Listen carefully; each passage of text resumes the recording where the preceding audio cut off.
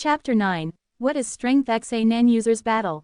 Chapter 9. What is Strength X a non-user's battle? In Roy's experience, demons were no more frightening than humans. In fact, humans were often far more vicious. But the demons of this world were different. They weren't just twisted people, they were physical monsters, magical beasts whose existence was tied to a single progenitor, the Demon King, Muzan Kibutsuji. Empowered by his blood, their physical bodies were vastly superior to any normal humans. But like a nen ability bound by vows and restrictions, this great power came with great limitations. First, their lives were tied to the will of their king. He could destroy them with a single thought. Second, they were fatally vulnerable to sunlight.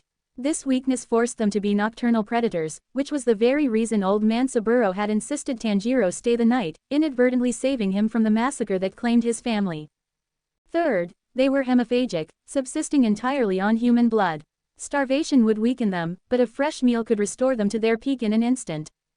Unfortunately for Roy, the demon before them was one that had just finished a full-course meal. It was at its absolute peak.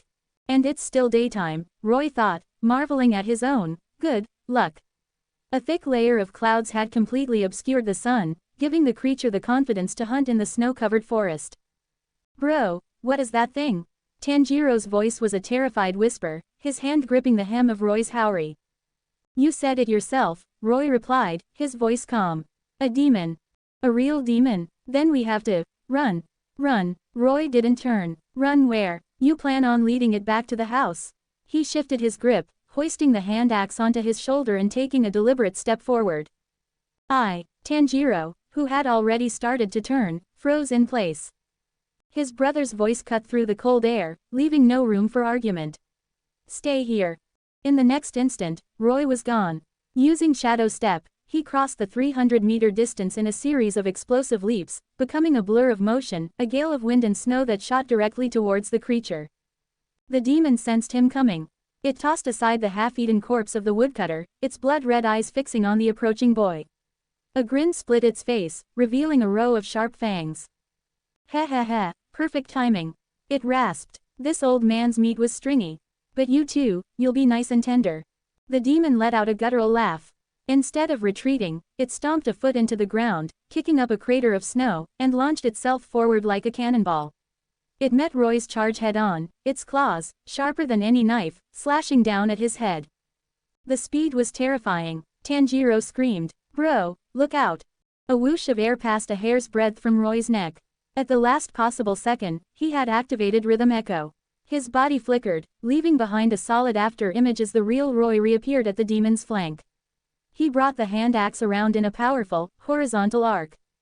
Thwack! The blow landed with the sound of a cleaver hitting a side of beef. The demon howled in pain and surprise, rolling away to put distance between them. It didn't understand. How could a mere human move in a way that defied the laws of physics? It scrambled back to its feet, the gaping wound on its side already knitting itself shut, steaming in the cold air. Tanjiro, peeking from behind a tree, saw the wound regenerate in seconds. His heart sank. How could you possibly fight something that couldn't be injured? But Roy didn't seem to notice. He spun the hand axe in a casual flourish, a predatory smile touching his lips. He was becoming more and more excited. Notice. Combat Experience +1. Current level. Combat LV2, 16/100ths. Note. Bonus experience may be allocated to Mastered Assassin Arts, Shadow Step, Rhythm Echo, Snake Awakens. This isn't a demon, Roy thought, his eyes gleaming. It's a walking experience farm. He gained a new layer of understanding of his own nen ability. Absorbing nourishment wasn't just about learning. Combat was a part of it, too. So the only question is, do I kill it quickly, or do I play with my food for a bit? Roy already knew the answer. He pointed the head of his axe at the demon 10 meters away. The creature, seeing the taunt, felt an inexplicable shiver run down its spine. It didn't understand why it was suddenly feeling fear. The emotion infuriated it. In his human life as Sato Teikaikiro, he'd never feared anyone. He'd even killed a samurai from a daimyo's court. To be turned into a demon, only to be intimidated by a child with an axe, if that man ever found out, he would be mercilessly disposed of for his weakness. Ha, you're looking down on me, brat, Sato hissed, flexing his ankles. The initial exchange had told him everything he needed to know. The boy was fast and had some kind of weird movement technique. To win, he just had to be faster. More unpredictable. And, fast, and, unpredictable, were his specialties. Blood demon art, ricochet carnage.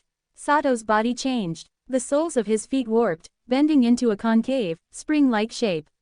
With a light touch on the snow, he launched himself into the air as if propelled by a powerful spring.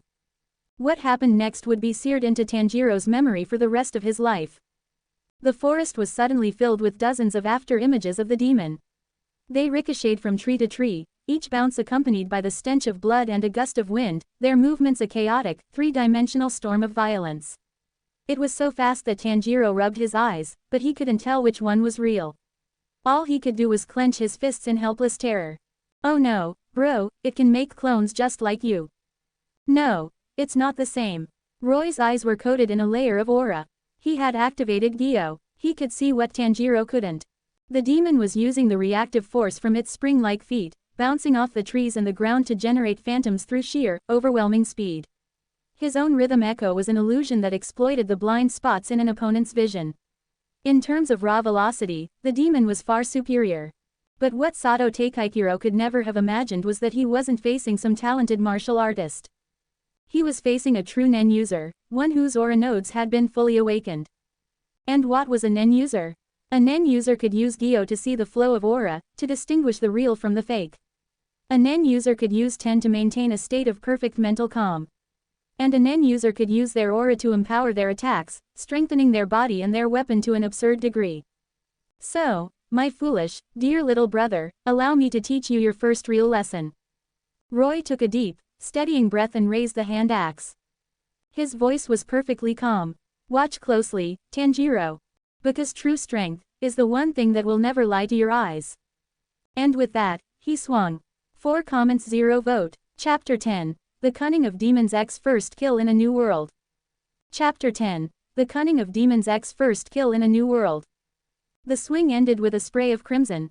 A horrifying shriek tore through the silent forest. The phantom images vanished like smoke. The snow-laden branches ceased their trembling. As pristine white flakes drifted down, the demon's body crashed heavily to the ground. A severed arm flew through the air, landing with a wet thud at Tanjiro's feet. Notice. Combat experience +1. Tanjiro's pupils dilated. He stared in stunned silence as the dismembered limb dissolved into black ash. A tidal wave of emotion, fear, shock, and overwhelming excitement crashed over him. He pumped his fist in the air. You did it, bro. He shouted, his voice filled with awe. From stillness to motion and back to stillness, Roy's attack had taken less than the blink of an eye. It was a simple, brutal motion, but the power contained within it sent a chill of pure dread down Sato Takaichiro's spine. Are you a pillar? The demon snarled, scrambling back to its feet. Its eyes, burning with hatred and fear, were locked on Roy. In the demon hierarchy, the pillars of the demon slayer core were the equivalent of the 12 Kazuki. Sato had once, from a great distance, witnessed the power of upper rank 1. That creature's every slash had unleashed a storm of crescent moon blades. He'd heard that in his human life, that demon had been one of the demon slayer corp's legendary pillars. This was the third such monster he'd encountered. And this one was just a child. But Roy was no pillar. To earn that rank, a demon slayer had to either defeat one of the 12 Kazuki or slay 50 demons. But Roy, thanks to his knowledge of the story, knew the true requirement was a profound mastery over a breathing style. It was just like the world of hunters. The true measure of a top-tier Nen user wasn't their raw talent, but the depth of their understanding and development of their own Hatsu. Without proper guidance, even the most gifted individual could go astray. Narrator's note. A prime example is Castro of Heaven's Arena. A natural enhancer with immense potential, he squandered his talent by developing a conjuration Hatsu, double, that was ill-suited to his Nen type.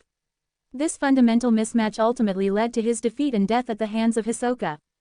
So, this time in his dream, besides selling charcoal to improve the Kamado family's living conditions, Roy had a second, more critical mission: find a master and learn the fundamentals of total concentration breathing. The retired water pillar, Sakanji Urokodaki, was the closest and most logical choice. Roy dragged the head of his axe through the snow, carving a perfectly straight line. He ignored the demon's question, instead watching with detached curiosity as a new arm sprouted from its shoulder. That demon blood of yours, He asked, how many more times can it put you back together? More than enough to rip out your heart and liver. Sato spat back. Roy nodded. Good. You'd better keep your word.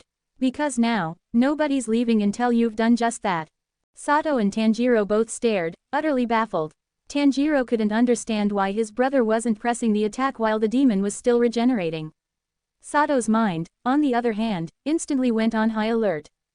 And then, the demon bent down, scooped up a handful of snow, and flung it at Roy's face. Using the momentary distraction, Sato spun on his heel and fled, unleashing his full speed. Bounce, bounce, bounce. He ricocheted off the trees, each impact a small explosion of bark and snow. In the blink of an eye, he had covered over 100 meters. Tanjiro's jaw dropped. He was still trying to process what had just happened when he saw his brother's face darken into a thunderous scowl. My walking express. My free experience points are getting away. Roy was genuinely, incandescently furious. A demon shouldn't be this cowardly. Was the entire point of his blood demon art to have a perfect escape tool? Seeing his target getting further and further away, Roy kicked out in frustration. A small stone shot from the snow, flying like a bullet after Sato's retreating figure. But without the use of Shu to imbue the projectile with Nen, the stone lacked the necessary power. The demon, already on high alert, easily ducked under it. Well, that's not going to work. 200 meters, 300. Soon the demon would be out of his sight. Roy rolled up his sleeves. It was time. For the first time, he would truly unleash the breathing style. As if on cue, the wind shifted the clouds, and a single, brilliant ray of sun broke through, illuminating Roy's determined face. He held the hand axe like a longsword, his feet shifting into a wide, powerful lunge. He took a single, massive breath. It was like a switch had been flipped inside him. His blood began to boil, his heart hammered against his ribs, and the capillaries under his skin bulged, spreading across his entire body in a red web. The change was reflected on his system interface. The value under his physique stat exploded. Physique, 10.051 right pointing arrow physique, 20.102. It had literally doubled. Sun-breathing burned aura as fuel.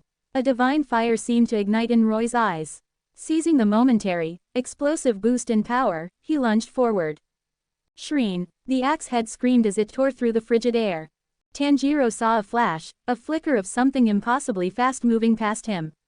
When he looked again, his brother, in the space of a single breath, had crossed nearly 300 meters and was now airborne, directly above the fleeing demon. Then came the strike, a blade technique that fell from the heavens. Sun-breathing, dance, FWOOSH. A circular slash of fiery light vaporized the falling snow, enveloping Sato in its arc. At first, the demon felt nothing. Then, as he found himself flying through the air, he looked down and saw his legs still running on the ground below. He had been bisected at the waist. His blood-red eyes widened in disbelief. He pointed a trembling, disembodied finger at Roy. You said you weren't a pillar. He shrieked. Then his world went dark. His torso crashed into the snow with a heavy thud. Blood pooled around him, a crimson stain on the white landscape. The pain, delayed by shock, finally arrived, and he began to howl. A figure in thick socks and wooden sandals, an axe resting on his shoulder, approached at a calm, unhurried pace. Sato's eyes widened in terror. He tried to regenerate, pouring all his remaining power into knitting his body back together. But this time, nothing happened. The wound sizzled with a strange energy, refusing to close. Panic, terror, and a cold, creeping dread filled him. He could feel his life force draining away from his filthy body. He looked up, his voice a ragged plea. What was that technique? Roy stopped, looking out at the vast, snowy mountainside, and sighed. You just had to break your promise, didn't you? You forced me to use sun breathing to kill you. He looked down at the dying demon. Are you satisfied now? Sato's pupils shrank to pinpricks. Who in the world are you? He screamed. Roy offered a gentle smile. He raised his foot. I am who I am, he said, and brought his heel down. Crunch. My name is Eiichiro Kamado. 3 comments 0 vote. Chapter 11. King of the Hunt X the Kamado's Shock. Chapter 11. King of the Hunt X the Kamado's Shock. Without a head to command it, Sato Takaichiro's body ceased its struggles. The cold mountain wind swept over the remains, and they disintegrated into dust. For a demon, there is no second death. There is only utter annihilation. It was a shame. It wasn't every day you stumbled upon a walking experience farm, and now it was gone. Roy's mood wasn't as celebratory as one might expect. Thankfully, the system notification, combat experience +10, cheered him up a bit. Bro, is it really dead? Tanjiro finally dared to emerge from behind the tree. The kid might have a hard head, but he wasn't stupid. He possessed a keen self-awareness and knew that with his current level of strength, he would have been nothing but a liability in that fight. So he'd stayed put, just as he was told. Roy processed his gains, immediately allocating the 12 new experience points to Shadow Step. Only then did he spare his brother a glance. What? He said, his tone dry. You wanted to go a few rounds with it. Tanjiro flinched and waved his hands frantically. He had seen the creature's power firsthand. If Roy hadn't been there, his fate would have been the same as the poor woodcutters. But still, I want to be able to fight with you, bro. Tanjiro lowered his head, his gaze fixed on the snow, his voice quiet but filled with a desperate longing. The raw earnestness in his tone made Roy pause. Right, in the original story, he was the big brother, the pillar of the family, the one his siblings relied on. He was driven by a need to be strong, to grow his wings so he could shelter his family from the storm. That unyielding spirit, that refusal to be weak, that was the core of who Tanjiro Kamado was. Roy reached out and ruffled his hair. You're a different kind of little brother, you know that. Are you talking about the brother from your dream?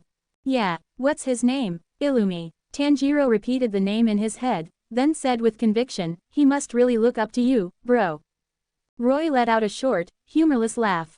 He'd count himself lucky if Illumi didn't try to stab him in the back. He gave Tanjiro a light flick on the forehead. Did mother let you come along just so you could ask a million questions? Shut up and get to work. Ow. Tanjiro clutched his head, but his spirit was undeterred. He shouldered his basket, picked up the axe, and followed Roy deeper into the forest, towards the open pit coal mine. The forest was vast and ancient, a treasure trove for those who knew where to look. In less than half a day, the two brothers had filled both their baskets to the brim with high-quality charcoal. It was 3 in the afternoon, with another hour or so until sunset. Roy tossed Tanjiro 2 of the rice balls and washed his own down with some hot tea from a flask. Then, with a single, powerful leap, he shot up into the branches of a massive pine tree. He moved with a fluid grace that Tanjiro could only envy. Is bro even faster than before? The boy wondered, craning his neck to watch. Thanks to Sato Teikaikiro, Roy's shadow step proficiency had indeed increased, making his body feel noticeably lighter. He broke off a sturdy branch, sharpening one end with his thumbnail. He then activated Gyo, flooding his eyes with aura. Peering through the dense woods, his enhanced vision quickly locked onto 2 small clumps of life energy. Swish, swish, he threw the sharpened branches with blinding speed. 2 sharp squawks echoed through the forest, followed by silence. The 2 clumps of aura vanished. Tanjiro knew the signal and ran over to investigate. He returned moments later, holding a fat pheasant in each hand.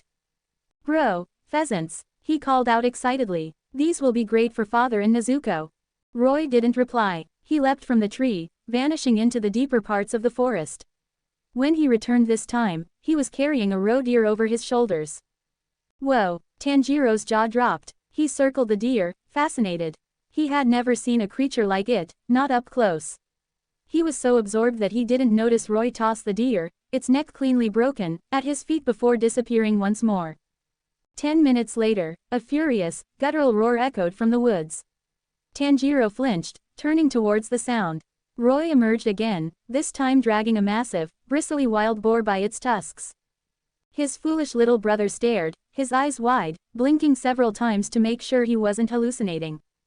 It wasn't until Roy clapped him on the shoulder that he snapped out of his trance. It's getting late. Pack it up, let's go. Roy kicked the boar, expertly flipping it up onto his shoulder. He then hoisted his basket of charcoal, picked up the roe deer with his free hand, and nodded towards the axe and pheasants.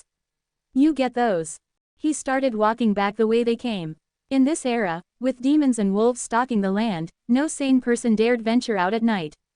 As a result, there were no hunters. The forest was teeming with game, a paradise for someone with his skills. It's a shame I only have Gyo and not N, Roy thought. With N, hunting would be child's play. But one step at a time.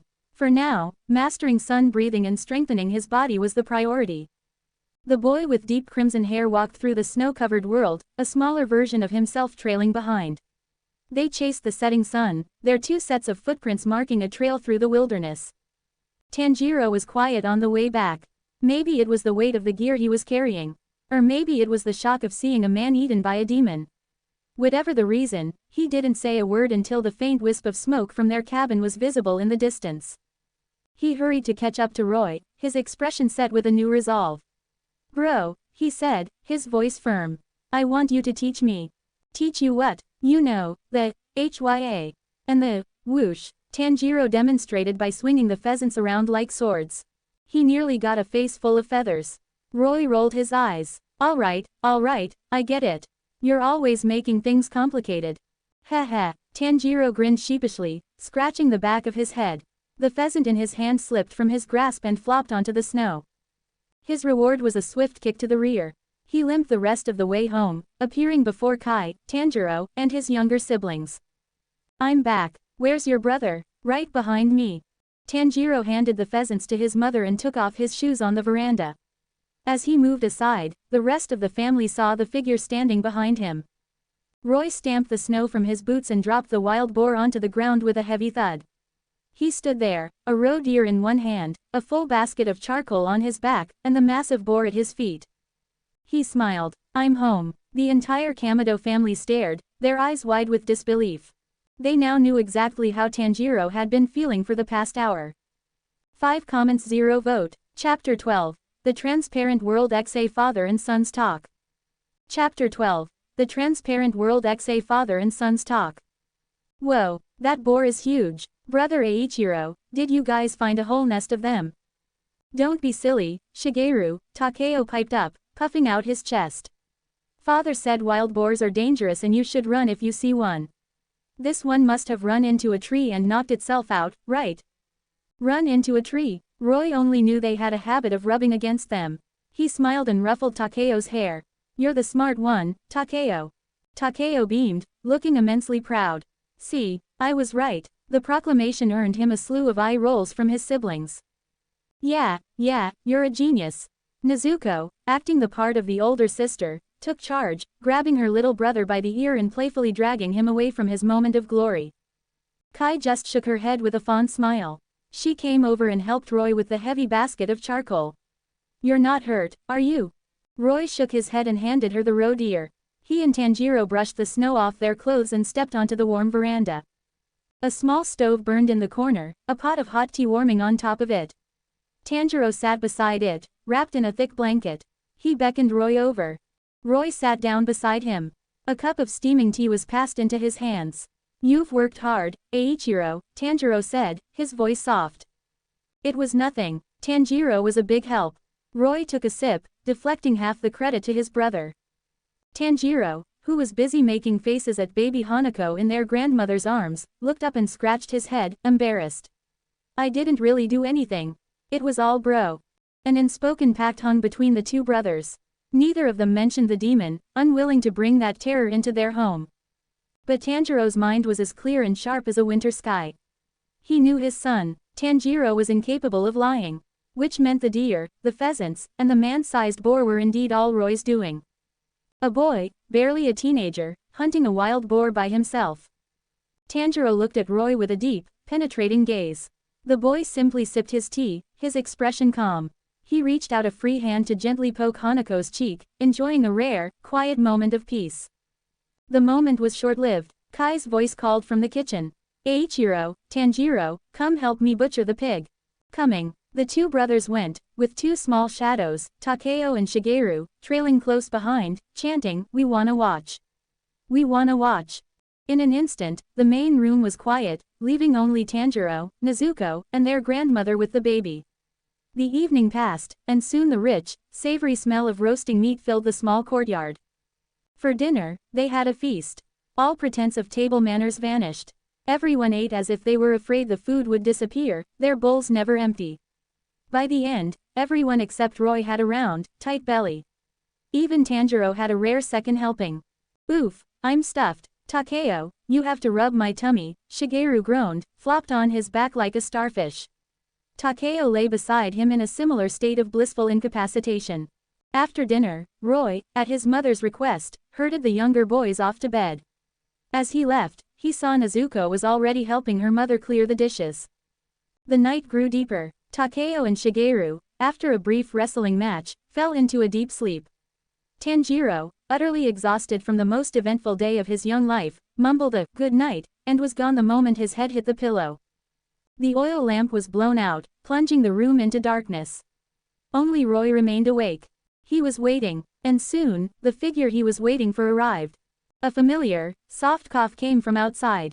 The shadow of Tanjiro appeared on the paper screen of the window. He stood there for a long time without making a sound, as if he had no intention of coming in. He was about to turn and leave when Roy's voice cut through the silence. "Father, don't you have anything you want to ask? A boy his age couldn't possibly take down a boar that size." Roy could spin a lie for Tanjiro, telling him about the dream where he learned assassin techniques. But he knew he couldn't deceive Tanjiro. The man might seem frail, but he was the only non-swordsman in this world to have mastered the transparent world. Narrator's note. The transparent world is a legendary state of perception, a level of mastery that allows the user to see through an opponent's body, observing the flow of blood, the contraction of muscles, and the shifting of organs. It is, in essence, a perfect, biological form of Gyo, achieved without the use of Nen. Asterisk. Tanjiro's shadow froze. He was silent for a long moment before he chuckled softly. No. Now it was Roy's turn to be silent. If he'd held any hope that his father hadn't noticed anything strange, that hope was now gone. He scrambled for an explanation, running through a dozen scenarios in his head, discarding them all. He finally decided to just come clean. "Father, you must be wondering how I was able to hunt that boar. I can tell you. I don't want to know." The quiet but firm voice cut him off. Tanjiro repeated himself. "I don't want to know." Silence fell again. Through the paper screen, Roy could see the thin, fragile silhouette of his father standing against the wind and snow, the sun-patterned earrings swaying gently. After a long pause, his voice came again, filled with an unshakable conviction. "Eiichiro, I know that you are my son. You love your grandmother, your mother, and your brothers and sisters. That is enough. As for your secrets," Tanjiro slid the window open, his smile warm and gentle despite the cold. "When you are ready to tell me, then you can tell your father." A sudden warmth pricked Roy's eyes. He opened his mouth to say something, but just then, his mother appeared from around the corner.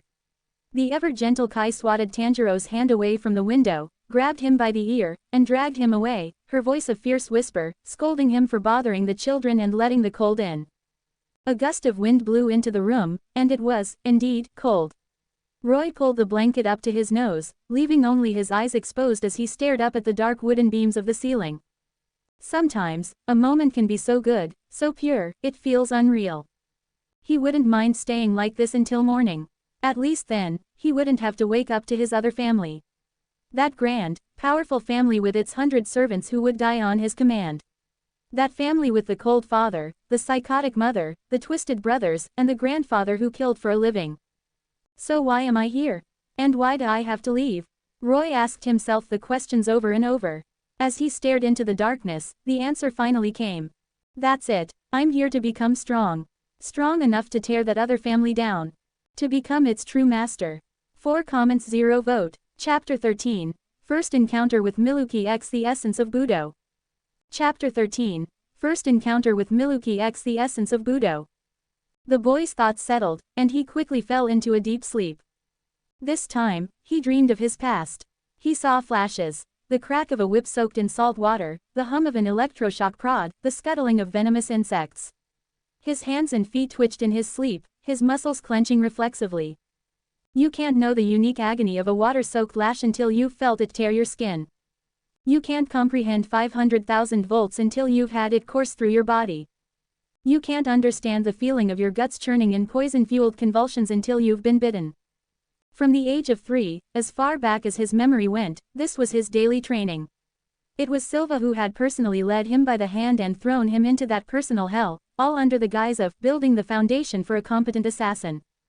And it was also Silva who, upon realizing Roy's limited talent, had gradually shifted his focus to Illumi, Miluki, and the other children yet to be born. Roy had no commentary on this. It was the Zoldyck destiny, the crucible every child born into the family had to endure. It was simply a fact of his life. But he was still a person. And as a person, Roy had always believed he had the right to choose his own path. The first step is to escape their control. AWOOOO. As dawn broke, Mike's howl echoed through the mountains, right on schedule. Roy's eyes snapped open. He was back in his familiar bedroom. Today, he allowed himself an extra minute in bed, savoring the memory of the previous night. The wild boar stew Kai had so carefully prepared, it had been delicious. On a whim, he ordered an extra side of bacon with his lunch. After eating his fill, he picked up Snow Walker. The morning's electric shock training was done. The afternoon was his own. Roy changed into a comfortable, loose-fitting training GI and walked down the quiet, ancient corridors of the estate. Through a large arched window, he saw a corner of the gardens. A woman whose face was half covered by a cybernetic visor was sitting with a small child, enjoying a leisurely afternoon tea.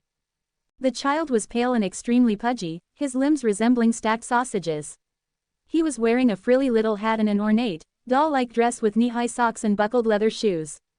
At a glance, one would mistake him for a girl. In reality, he was just another victim of his mother's peculiar tastes.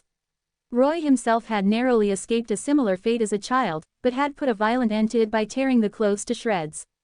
To this day, his mother still looked at him with a thinly veiled resentment, which suited Roy just fine. It meant she left him alone. "Young Master Miluki, you mustn't eat that." The pudgy child had caught a butterfly and was stuffing it into his mouth, giving a nearby butler a heart attack. The butler was too late.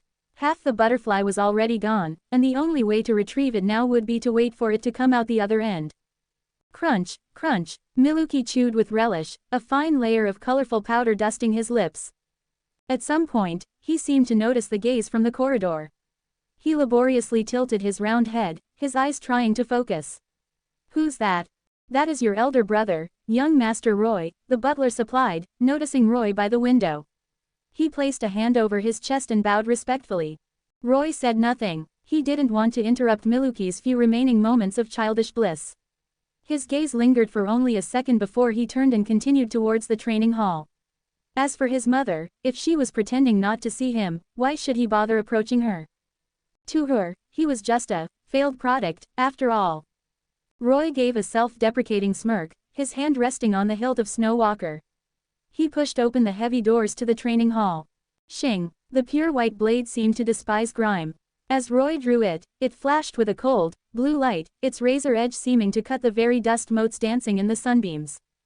Creak! Boom! The heavy doors closed. The boy centered his breathing, his fingers tracing the length of the blade. He began to dance. Sun breathing, dance. Sun breathing, blue heaven.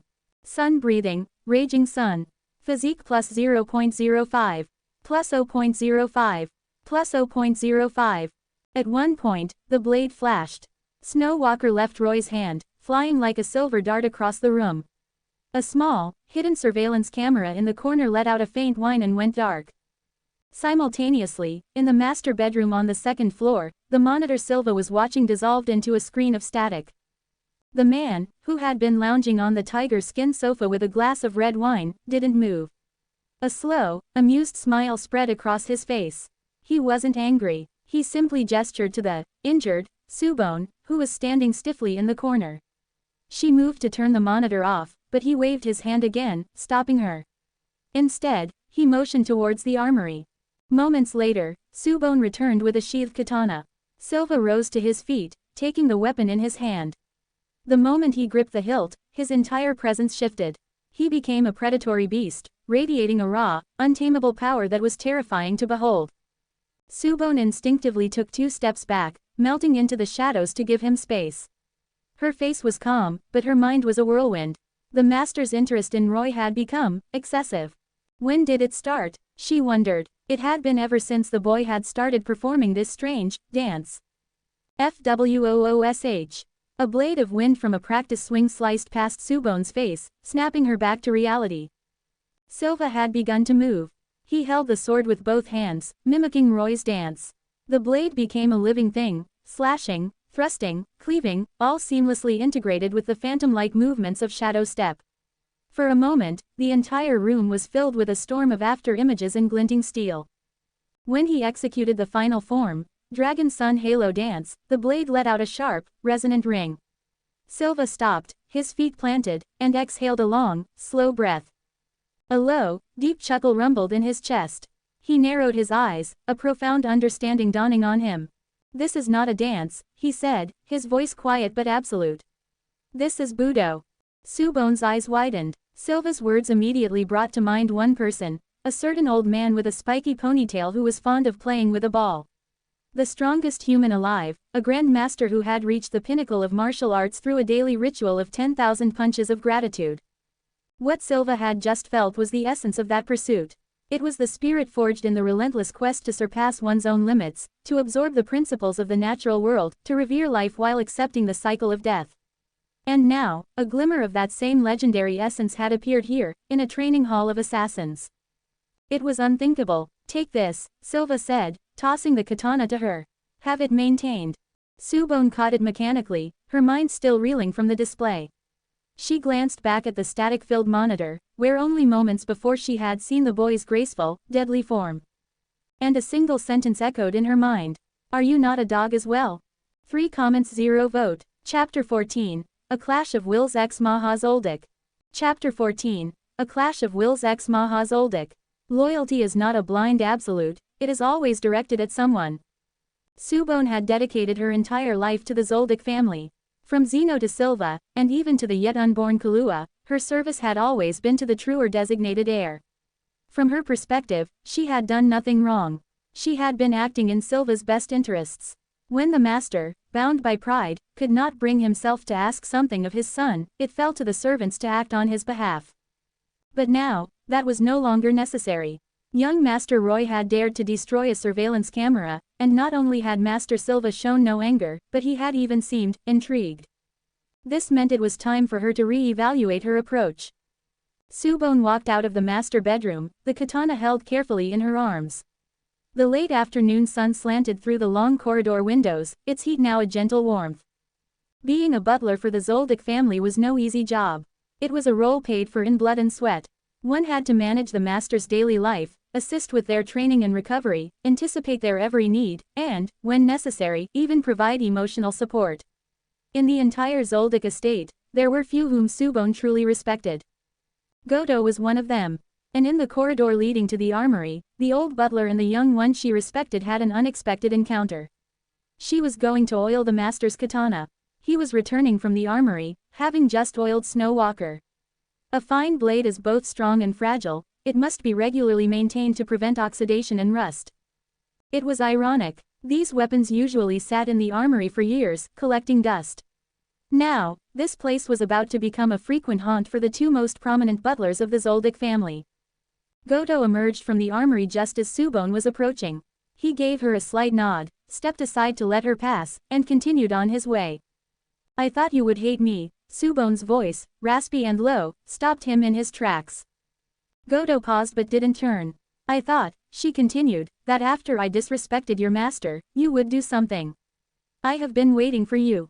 The old saying, respect the master by respecting the dog, worked in reverse in the Zoldyck household. It was true, when Godo had heard that Subone had demanded a reason from Roy, he had been filled with a cold fury. He'd been tempted to confront her, despite the throbbing pain in his eyes. But after he had calmed down, he'd made his choice. He gently patted the sheathed Snow Walker in his arms. I chose to trust the young master, he said, his voice firm. Just as he is willing to trust me, I will always stand by his side. I will not cause him any trouble. His hair is not silver, Subone stated after a moment's silence, turning her head slightly. He will never be the head of this family. And what of it? The younger butler adjusted his gold-rimmed glasses, a glint of defiance in his eyes. At least, the young master treats me like a person. With that, he walked away, leaving Subone to her own thoughts. The young master said he wishes to prepare his own meal tonight. Heavens above, what is he thinking? The kitchen is no place for him. Godo quickened his pace, his mind filled with worry. He reached the kitchens and peered inside. There was Roy, an apron tied around his waist, expertly wielding a wok spatula. On the counter before him were neatly arranged ingredients: minced ginger and garlic, peeled tomatoes, whisked eggs, ground meat, and pre-blanched eggplant. He was making 2 simple, home-style dishes from his past life, scrambled eggs with tomato, and eggplant with minced meat.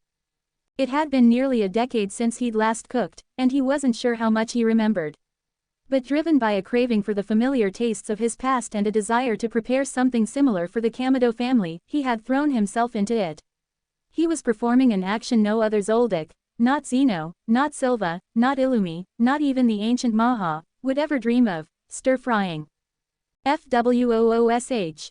A plume of flame erupted from the wok.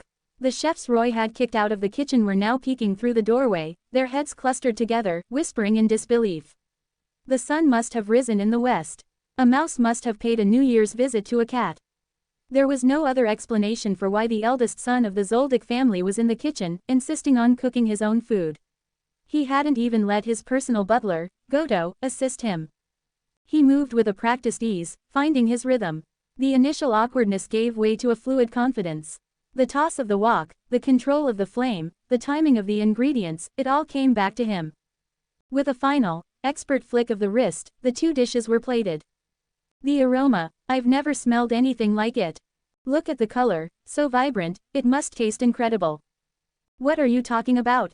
It's his technique, the way he handles the wok, that final toss, that's not the work of a beginner. I'd bet even some of the world's most famous gourmet hunters couldn't cook with that much skill. The chefs murmured amongst themselves. Goto, standing by the door, was just as astonished. He had watched Roy grow up from infancy. And in all that time, he had no idea the young master could cook. It was a gross failure on his part. Before he could wallow in his self-reproach, Roy's voice cut through his thoughts, calling him in to get a bowl of rice. Good food was meant to be shared. The greatest joy for a cook is to see others enjoy their creation. Roy had no issue with sharing the meal with Goto, but the young butler, bound by his rigid sense of place, refused to sit at the table. As always, he served Roy his rice and then retreated to his post behind him, hands clasped. Roy sighed. It was a shame. Goto was missing a rare opportunity to taste the cuisine of another world. More for him, then. But just as he was about to take his first bite, a gust of wind swept through the kitchen. A figure appeared at the doorway. Before Roy could react, the stranger had stepped forward, plucked a piece of egg and tomato with a pair of chopsticks, and popped it into his mouth. Roy's brow furrowed, he looked up, and his eyes went wide. He immediately stood, bowing his head respectfully. Great-grandfather. 16 comments 0 vote. Chapter 15. On-Shape Transformation X Maha the Food Guardian. Chapter 15. On-Shape Transformation X Maha the Food Guardian. When the world speaks of the Zoldicks, two names come to mind, Zeno and Silva. They are the public faces of the world's #1 family of assassins, two top-tier masters of Nen known for their cold, ruthless efficiency. Their legendary track record has solidified the family's motto, there is no target the Zoldicks cannot kill. If a contract fails, it only means the client didn't pay enough. But the true insiders, the old guard of the Hunter Association, veterans like Chairman Netero, they knew the truth. The Zoldyck family's unparalleled status in the underworld was not built by two men. It was built by one. The patriarch, the founder, the cornerstone of the entire dynasty. Maha Zoldyck. He was the family's deepest secret and its true, unshakable foundation. The old man seemed to materialize from thin air. His face was a roadmap of wrinkles, the skin hanging loosely from his bones. He looked ancient, mummified, a withered husk that could crumble to dust at any moment. But as Roy stood and bowed, there was not a trace of disrespect in his heart. He knew better than anyone that the frailty was a facade.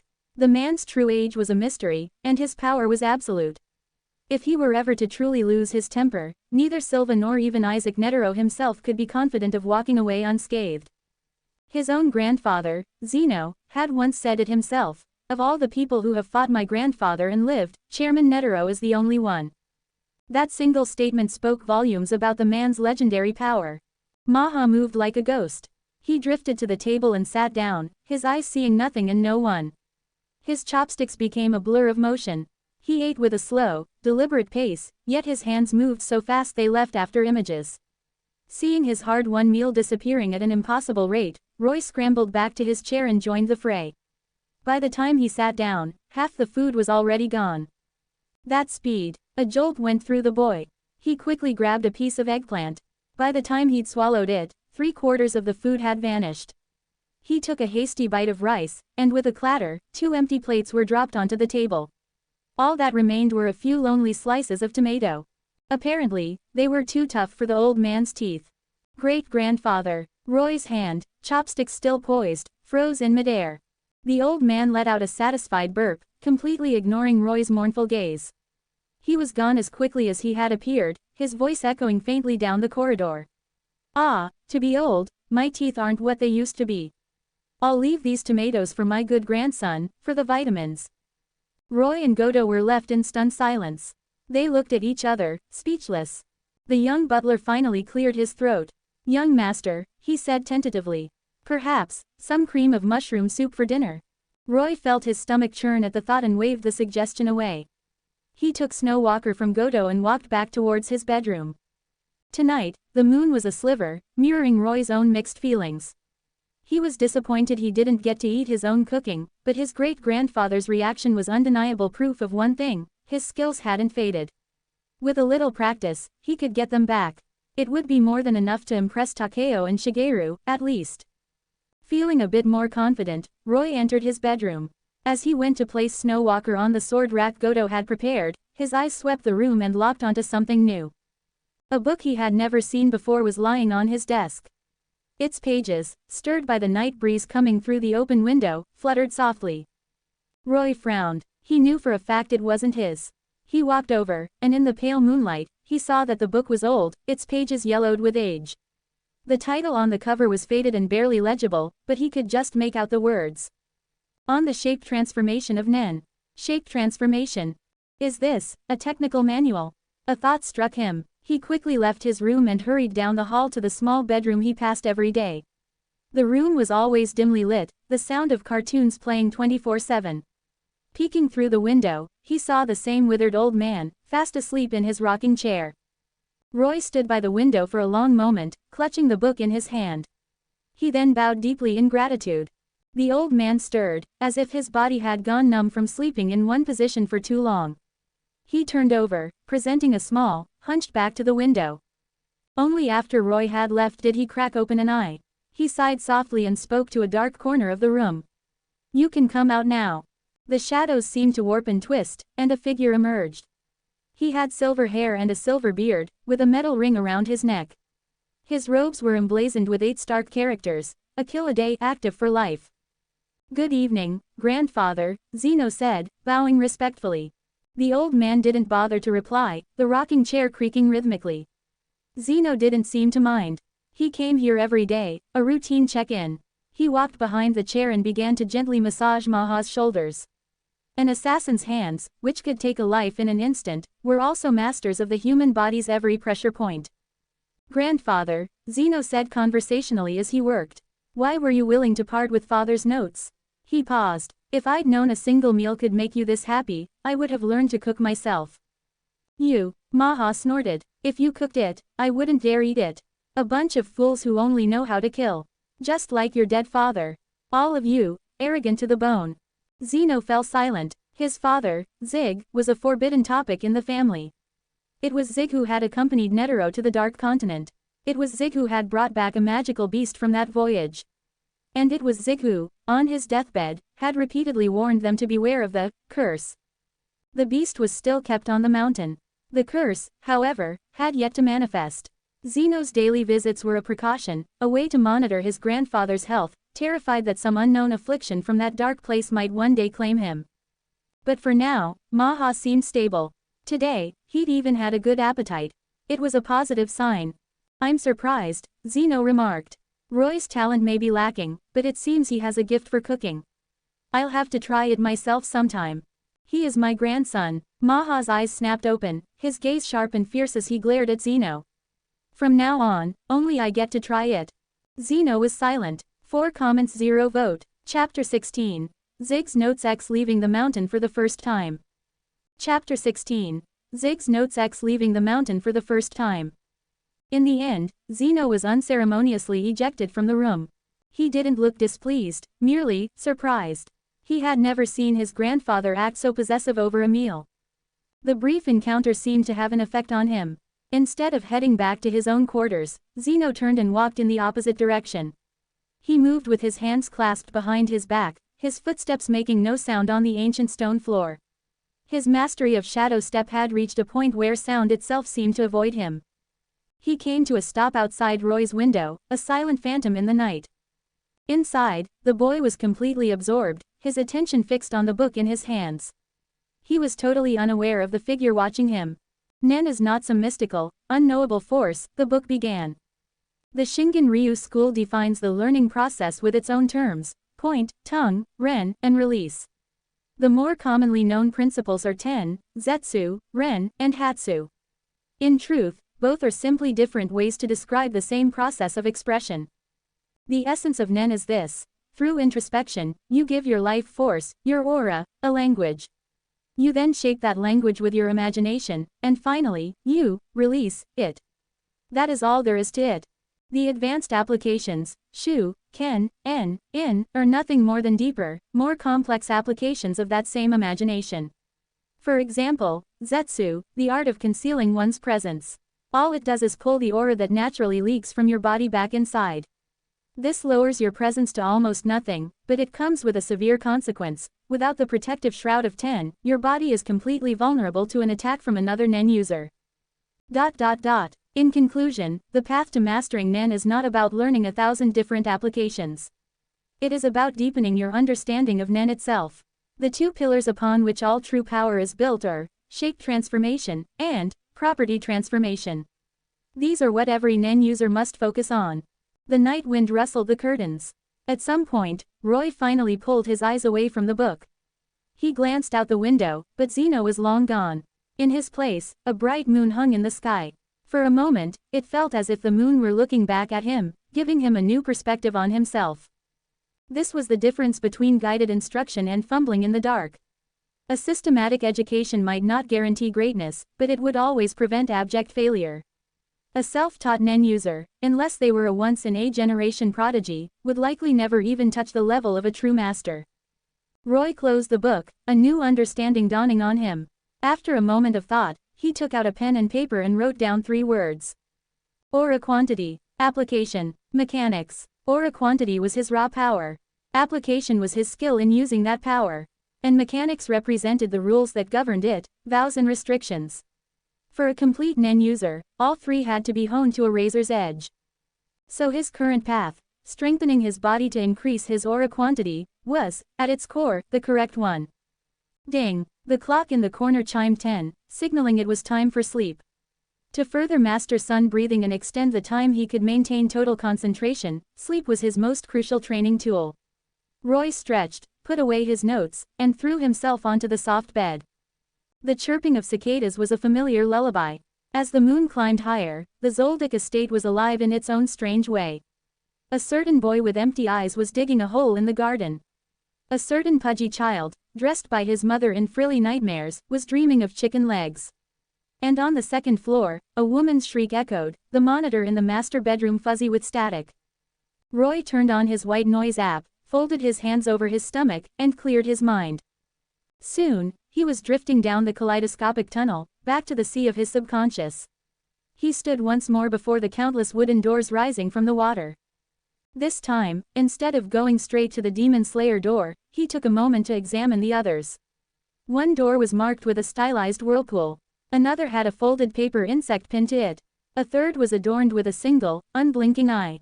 It looked familiar, and as he drew closer, he felt a wave of profound, vicarious pain. It reminded him of a tragic figure. Someone like him, who could not control his own destiny. A sad soul trapped by his own immense power, a prisoner of a fate he could not escape. So, I'm still not strong enough, Roy murmured to himself.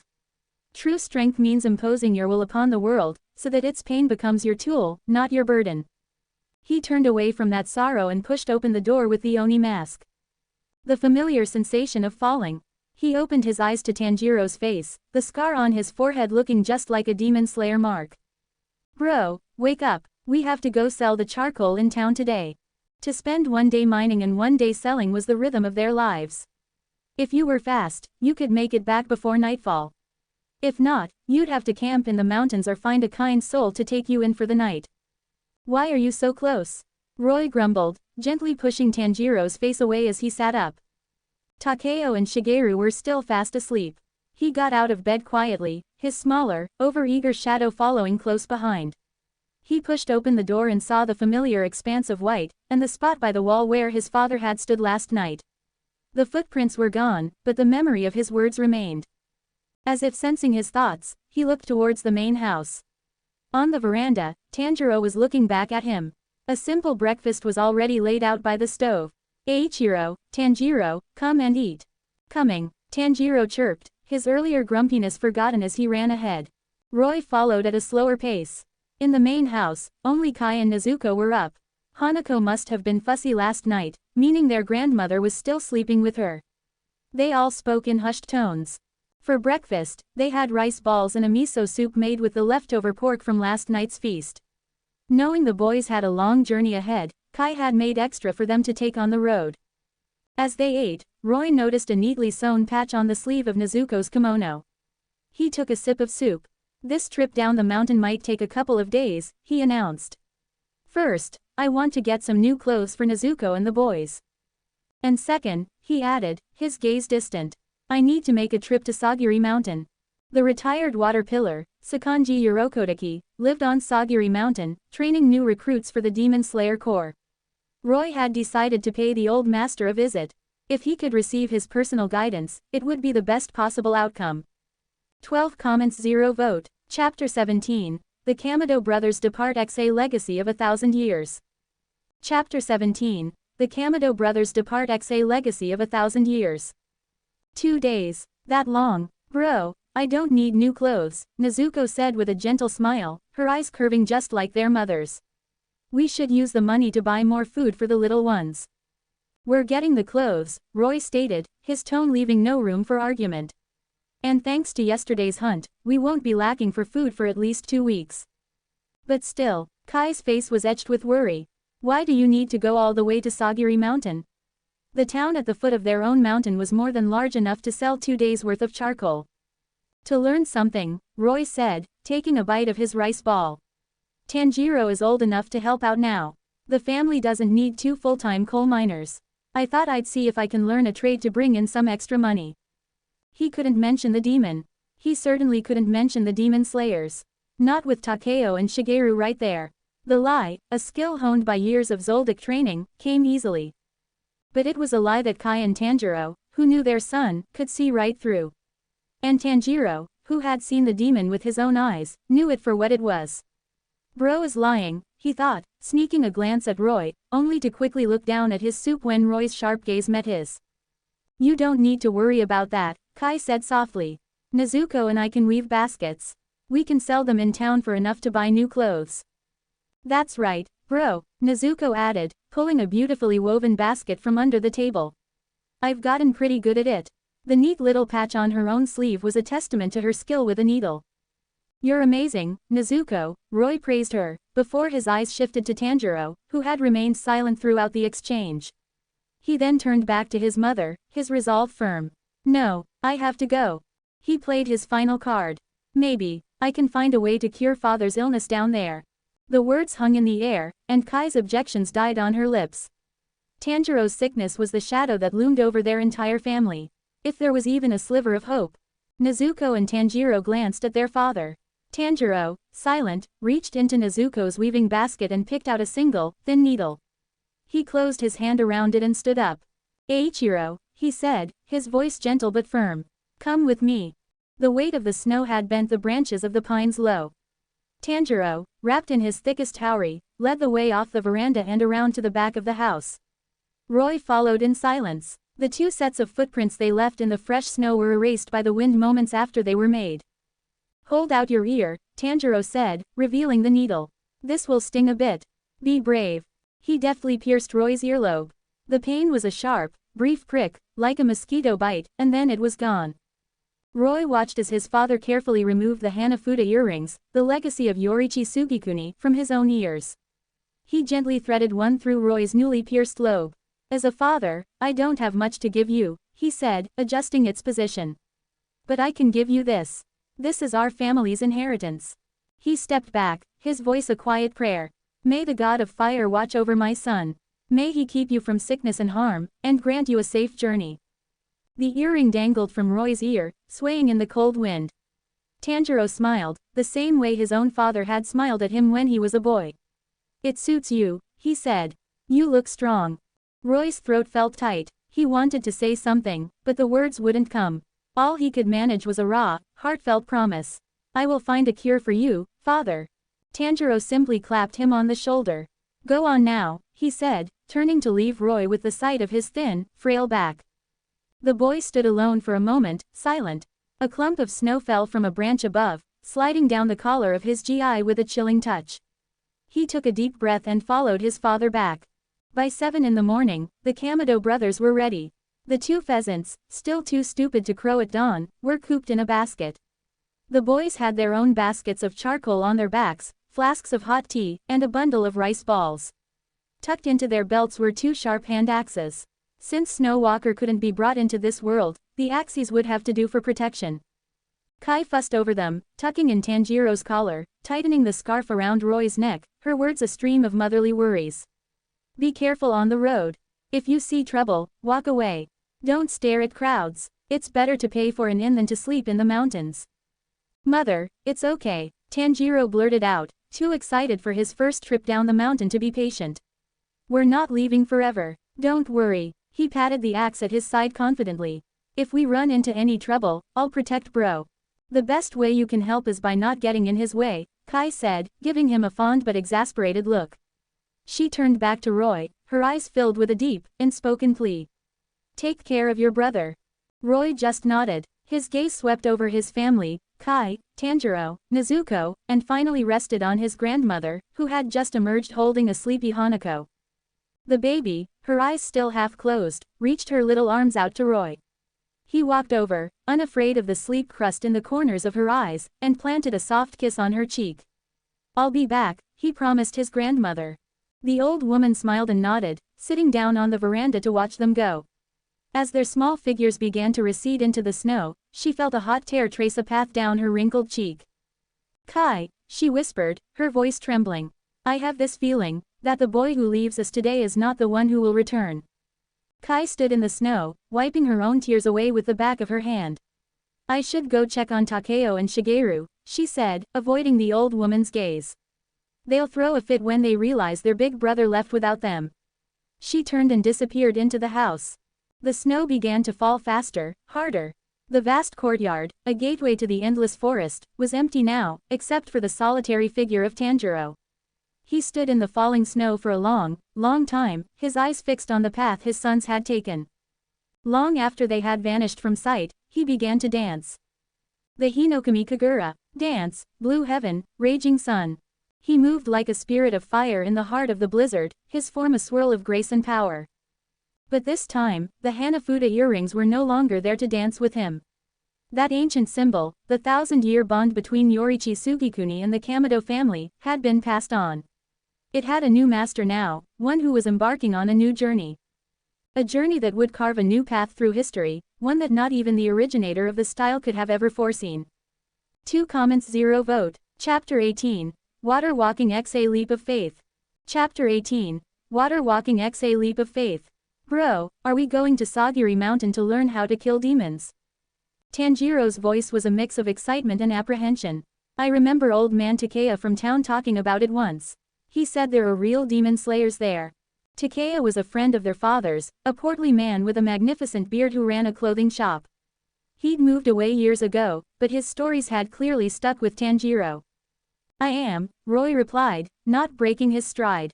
They were walking alongside a wide, fast-flowing river. "You are not." The river was called the Stillwater. Following it west was the fastest route to the town at the mountain's base. "Why not?" Tanjiro's voice cracked. He scrambled in front of Roy, blocking his path with outstretched arms. "You promised you'd train me. You can't go back on your word." "I said I'd train you," Roy thought. "I never said I'd teach you a breathing style." Tanjiro's physical conditioning was still far too poor. By Zoldyck standards, he was practically useless. Mike the Beast Hound probably wouldn't even consider him a snack. Before he could even think about learning something as demanding as a breathing style, he needed to build a proper foundation. Roy would train him the only way he knew how, the Zoldyck way. "All right," Roy said. The foolish little brother had no idea what he was in for. Seeing Roy agree, he started beaming, practically dancing with excitement. His joy was short-lived. Bro, are you serious? Tanjiro's face had gone pale.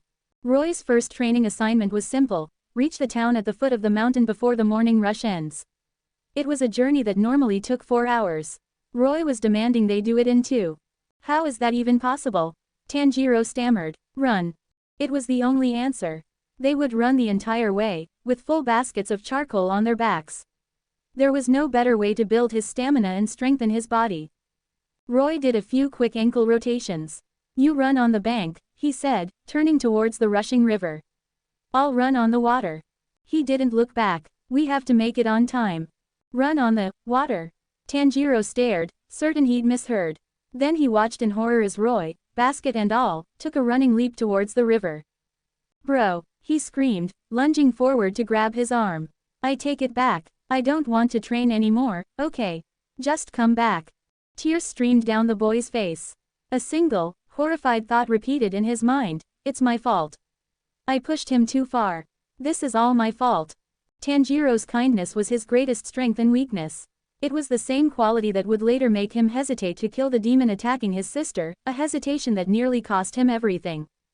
Crying. Just so you know, Roy's calm voice cut through his panic, crying counts against our time. Huh, Tanjiro looked up from his despair. And then he saw it. Roy had landed on the surface of the river. He wobbled for a second, then stood firm, the water rippling under his feet but not breaking. It was water walking, a small trick for mastering shape transformation detailed in Zoldyck's notes. By imagining his nen spreading out like the webbed feet of a duck, he could create a solid platform just beneath his soles. And it worked. The boy with the deep crimson hair and sun-patterned earrings stood on the rushing water, a faint shimmer of aura visible around his feet. He left a stunned Tanjiro on the bank and shot forward, carving a thin, straight line across the river's surface. Bro, wait for me. The iron-headed kid finally snapped out of his trance. Laughing and crying at the same time, he didn't even bother to wipe the tears from his face, letting the wind dry them as he sprinted along the riverbank, chasing after the impossible figure. Alert! Nen shape transformation, training activated. Shape mastery plus 0.05. Plus 0.05.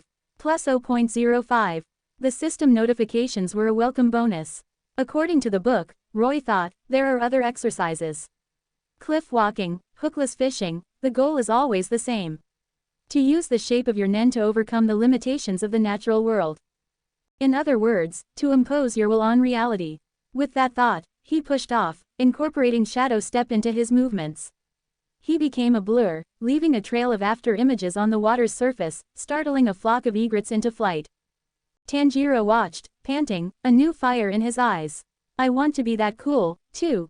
He let out a determined yell and pushed himself to run even faster. Soon, through the trees, they could see the rooftops of the town below.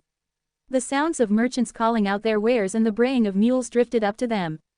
With a final, graceful leap, Roy landed silently on the riverbank. Tanjiro collapsed behind him, his chest heaving like a broken bellows. Here, Roy said, tossing 2 rice balls to his brother. He was still his brother, after all. Even in a dream world, you couldn't work your family like a pack mule. After a short rest, they entered the town. Thanks to their father's good reputation, they sold both baskets of charcoal in no time. They used the money to buy new kimonos for Nezuko, candy for the younger boys, and a small rattle for Hanako. The afternoon passed quickly. Tanjiro stopped in front of a blacksmith's shop, his eyes lingering on the swords displayed inside. Bro, maybe we should use some of the money to buy you a proper sword. The image of Roy fighting the demon was still fresh in his mind. He couldn't help but think it would have been easier if his brother had been holding a real blade instead of an axe.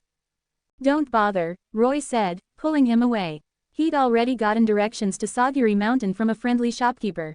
Normal blades can't kill them. Tanjiro's face fell, but he followed without another word. The mushroom lady said Sagiri Mountain is just over that southern ridge, he said, his optimism returning. She said there's a shrine up there where we can spend the night. Yes, Roy thought, a grim smile touching his lips. A shrine that just so happens to be a demon's personal hunting blind. This should be interesting. He could already smell the faint, coppery scent of old blood on the wind. Chapter 19. Tanjiro's first battle. The price of arrogance. Chapter 19. Tanjiro's first battle. The price of arrogance. Tanjiro had always dreamed of building a proper shrine for the god of fire. But with a large family to feed and always being strapped for cash, it remained just that, a dream. He would often tell the young Roy and Tanjiro that he was a poor excuse for a believer, and that he hoped one day they would have the means to give the fire god a place of shelter. Nothing grand, just a place that was clean and respectful. Standing at the bottom of the moss-covered stone steps, Tanjiro thought this shrine was perfect. It wasn't large or extravagant, but it had a quiet, solemn dignity. He was sure the fire god would love it. He adjusted the basket on his back. "Bro, let's go in and pay our respects. If you were to stay the night in a shrine, tradition dictated you offer thanks to the spirits within." But Roy didn't believe in gods or ghosts. He had no intention of praying. Instead, he pointed a finger at the steps. "The snow is falling hard. Why are these steps completely clear? It must have a caretaker," Tanjiro said, his face lighting up. "He must be a very diligent person to be sweeping the snow this late. Bro, maybe we'll even get a hot meal tonight." "We are the hot meal," Roy said, a smirk playing on his lips. Quote? Tanjiro's expression shifted. Before he could ask what Roy meant, the scent hit him. A sharp, coppery tang of blood. It was faint, but it was the exact same smell from the day they'd encountered the demon in the forest. Which meant, a demon. There's a demon in the shrine. The hairs on Tanjiro's arms stood on end. Roy gave him a sidelong glance. So he's not a complete idiot. He started up the steps. "Let's go," he said casually. "If we're late, we'll miss dinner." Tanjiro's face flushed. With a sharp shing, he drew the axe from his belt. He was a hothead by nature. Even in the original story, he had charged headfirst into this same shrine despite smelling blood. Courage was not something he lacked. "Don't worry, bro," he declared, the glint of the axe giving him a surge of confidence. "This time, I'll protect you." He swore to himself that he wouldn't hide behind a tree again. "Okay," Roy said, and simply stepped aside, giving him a clear path. Tanjiro froze, not sure whether to laugh or cry. But he'd been put on the spot. He had to follow through. Steeling himself, he charged up the steps.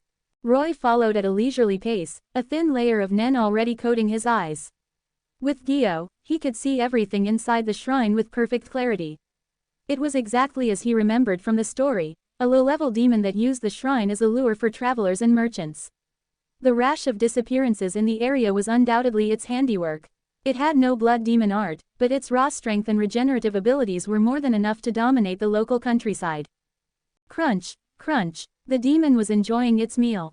A unfortunate traveling merchant had stopped for a hot meal, all right. The man's body was slumped against a broken statue, his entrails ripped out. The demon was chewing on a long, bloody intestine with relish. "And what do you want, my friend?" the demon growled, turning its head. Its bloodshot eyes fixed on the entrance. "This is my dining hall. It's rude to interrupt a meal." Tanjiro stood frozen in the doorway, his axe held high. He watched, horrified, as the demon took another bite. His stomach churned, and the rice balls he'd eaten for lunch threatened to make a reappearance. "Swallow it," Roy's voice said, firm and cold, from behind him. "Don't waste mother's hard work." He stepped up beside his brother. The demon pushed itself to its feet, wiping its bloody mouth with the back of its hand. It grinned, revealing a set of jagged fangs. "Two of you, excellent. I do love winter. A never-ending supply of food." "You talk too much," Roy said, and gave Tanjiro a sharp shove in the back. "Go." Caught off guard, Tanjiro stumbled forward with a cry, charging on pure reflex. Bam! A brutal knee strike sent him flying back out the door. Even the weakest demon, empowered by Muzen's blood, possessed superhuman strength and speed. Tanjiro had seen Roy fight Sato, and it had looked so easy. Now, he realized how terribly he had misjudged both his brother and his enemy. This isn't something a human can fight. The impact felt like he'd been hit by a freight train. His whole body screamed in protest. As the demon loomed over him, he managed to twist in midair and swing his axe at its neck. His instincts, at least, were sharp. Slash! Blood sprayed from the wound. The demon staggered back, clutching a deep gash in its neck that had nearly decapitated it. "An axe?" It snarled, its eyes wide with disbelief. "Not bad, kid, but a scratch like this will heal in a second." As he spoke, the bleeding stopped, and the flesh began to knit itself back together. Tanjiro remembered Sato's arm regenerating. He knew that unless he killed it, any injury was meaningless. He forced himself to his feet, gripping the axe with both hands, his eyes locked on the demon. Whoosh! The demon vanished. It moved too fast for Tanjiro's eyes to follow, appearing in his blind spot and slamming him to the ground, its hand clamped around his throat. So fast. I can't even see him. Tanjiro managed to wedge the handle of his axe between the demon's claws and his neck, but the crushing force was overwhelming. His vision began to swim with black spots. "Heh heh heh, you won't get me a second time." The demon cackled. "Now, let's see if your neck will snap." It squeezed, and Tanjiro's world exploded into pain. 1,000 thoughts raced through his mind. What do I do? Should I call for bro? No, I said I would protect him. I can't go back on my word. But I'm going to die. If I die, it's all over. I don't want to die, I don't want to die, I don't want to die. Bro, help me.